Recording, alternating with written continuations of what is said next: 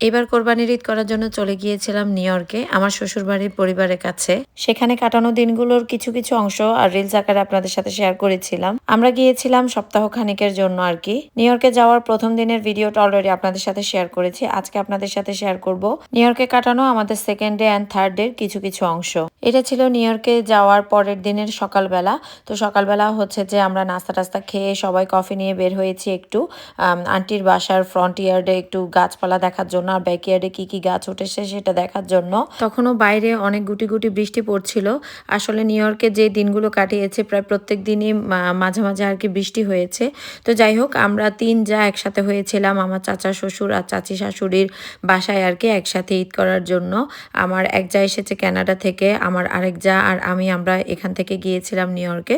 তো সবাই মিলে একসাথে ঈদ করেছি, আলহামদুলিল্লাহ অনেক অনেক মজা করেছি। আমার চাচি শাশুড়ি কিন্তু অনেক সুন্দর করে বাগান করে। তখনও যেহেতু নিউ ইয়র্কে মানে সামার এখনো পুরোপুরি আসেনি, তো বাগানে সব গাছ এখনো উঠেনি আর কি। যা যা গাছ উঠেছে আমরা একটু বাগানে হেঁটে হুটে দেখছিলাম আর কি যে কি কি গাছ উঠলো আর কি বাগানে। যাই হোক সকালের নাস্তা করলাম, তারপর কফি খেলাম, বাগানে হেঁটে এসে তারপর আমরা সবাই রেডি হয়ে বের হয়ে গেলাম। আমরা যাচ্ছিলাম হচ্ছে যে একটা রেস্টুরেন্টে, যেখানে কিনা আমাদের ননদ মানে আমার মামাতো ননদ সে আর তার হাজব্যান্ড হচ্ছে আমাদেরকে রেস্টুরেন্টে খাওয়াবে। এটা ছিল একটা টার্কিশ রেস্টুরেন্ট আর কি। এর এর আগে যখন আমরা নিউ ইয়র্কে গিয়েছিলাম তখনও আমরা এই রেস্টুরেন্টে খেয়েছিলাম। আর এইবারও হচ্ছে যে আমরা ওই একই রেস্টুরেন্টে খেয়েছি, কারণ এই রেস্টুরেন্টের খাবার আমাদের কাছে অনেক ভালো লেগেছিল। তো আমার ননদ আমাদেরকে জিজ্ঞেস করেছিল যে কোথায় খাবেন, তখন হচ্ছে যে এই নামটাই আমি প্রেফার করেছিলাম আর কি। তো যাই হোক আমাদের সবার জন্য অনেক বিশাল একটা বড় টেবিল বুক করা হয়েছিল, যেহেতু আমরা অনেকজন মানুষ ছিলাম। আমার ননদের ফ্যামিলি, তারপরে হচ্ছে যে আমরা সবাই মানে আমরা 4 ফ্যামিলি ছিলাম ওখানে। আর আমার ননদের ফ্যামিলি সহ টোটাল 5 ফ্যামিলি, আমরা সবাই মিলে বিশাল একটা টেবিল নিয়ে বসেছিলাম। নিউ ইয়র্কে যাওয়ার আগের দিনই আমার শরীরটা একটু খারাপ ছিল। নিউ ইয়র্কে যাওয়ার পর থেকে আমার শরীরের অবস্থা এত খারাপ হয়েছিল যে সর্দি কাশি হচ্ছে সব একসাথে শুরু হয়ে আমার গলাটাই ভেঙে গিয়েছে, যেই গলা আমার এখন পর্যন্ত ঠিক হয়নি আর কি। রেস্টুরেন্টে আমরা সবাই সবার পছন্দ মতো হচ্ছে খাবার অর্ডার করেছিলাম। আমি একটা কাবাব প্ল্যাটার নিয়েছিলাম, যেটা কিনা আমি এর আগের বারও খেয়েছিলাম। আমার খুবই মজা লাগে ওদের কাবাবের আইটেমগুলো আর কি। তো সবাই সবার মতো হচ্ছে যে খাবার অর্ডার করেছিল। খাবার দাবার শেষ করে আমরা একটা টার্কিশ টিও খেলাম, তারপর ডেজার্ট খেলাম, সবাই মিলে অনেকক্ষণ আড্ডা দিলাম ভিতরে। এরপরে আমরা সবাই মিলে চলে গিয়েছিলাম বাইরে কিছু ফ্যামিলি টাইম স্পেন্ড করার জন্য, মানে ফ্যামিলি পিকচার তুলবো, তারপরে বাইরে পরিবেশটা একটু এনজয় করব। ওই রেস্টুরেন্টের বাইরে পরিবেশটা অনেক বেশি সুন্দর ছিল, আর ওখানে পিকচার তোলার জন্য একদম পারফেক্ট একটা প্লেস। এরপরে আমরা সবাই চলে গিয়েছিলাম আমার ননদের বাসায়। ওইখানে আমার ননদ আমাদের জন্য অনেক অনেক নাস্তার আয়োজন করেছিল। ওগুলো খেয়ে আড্ডা দিয়ে আস্তে আস্তে আমাদের প্রায় অনেক রাত হয়ে গিয়েছিল। আমরা আবার আমার আন্টির বাসায় ব্যাক করেছিলাম।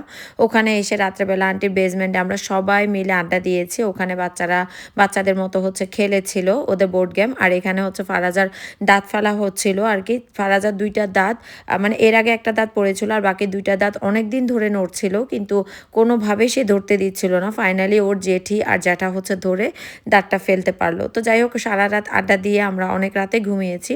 সকালবেলা আবার উঠে আর্লি হচ্ছে নাস্তা পানি করালাম বাচ্চাদেরকে। আমরা আমাদের বড়দের নাস্তা নিয়ে চলে এসেছি হচ্ছে ব্যাকইয়ার্ডে।